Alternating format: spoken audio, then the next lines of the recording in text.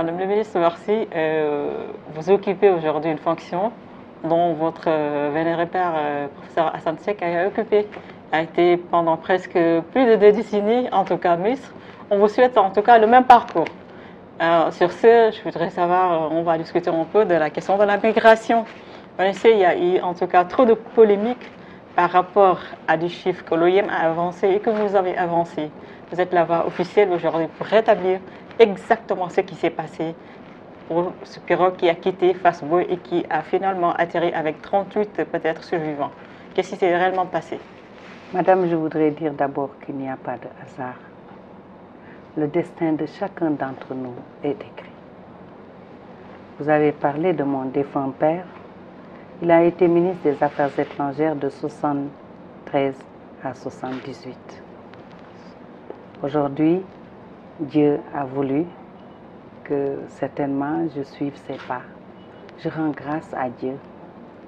L'essentiel pour moi est que pendant le temps où je serai dans le gouvernement, que je puisse servir mon pays honnêtement et que ma présence dans ce gouvernement serve aux populations en général, à la Casamance en particulier et à la région de Sédhiou encore en particulier. La guerre des chiffres, elle existe, je n'entrerai pas dans les détails.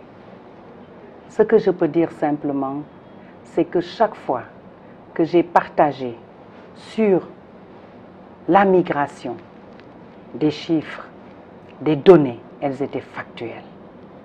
Parce que basées sur un canal d'information avéré. Les données que nous avons nous viennent de nos missions diplomatiques. Elles ne sont pas basées sur des données locales, mais elles sont données sur des données internationales. Je veux dire que les données que nous avons et que nous partageons officiellement dans des communiqués nous parviennent des autorités compétentes dans les lieux d'hébergement et d'accueil des migrants. Par contre, les informations venant des migrants, même si elles sont recueillies, ne peuvent pas faire l'objet d'informations dites totalement fiables, parce que n'étant ni acteurs, n'étant pas des acteurs de, comment dirais-je, de cette migration au départ, nous ne pouvons sur cela dire que ce que les populations nous disent, ce que les rescapés nous disent au départ.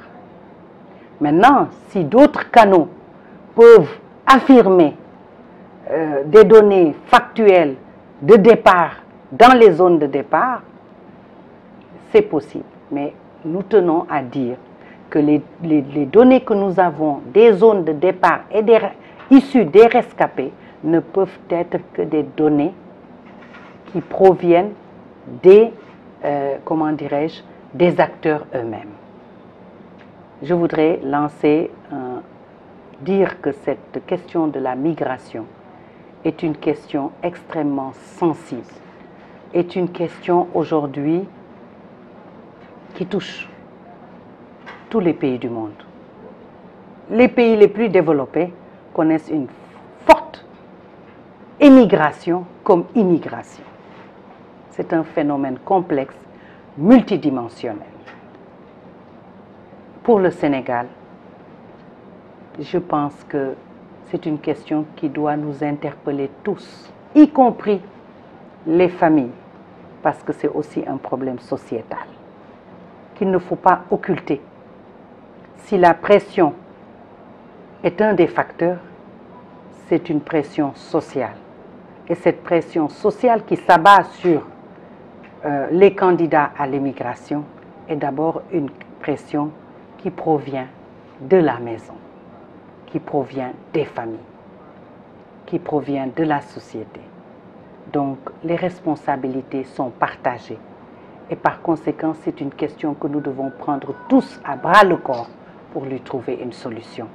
Nous sommes un pays où la population est extrêmement jeune. Mais il faut que nous travaillions à ce que cette population soit formée, que cette population soit instruite pour faciliter leur insertion où qu'elle puisse être. Il faut également qu'on travaille, et c'est à cela qu'on travaille, à une migration sûre, régulière et ordonnée. Cette migration existe.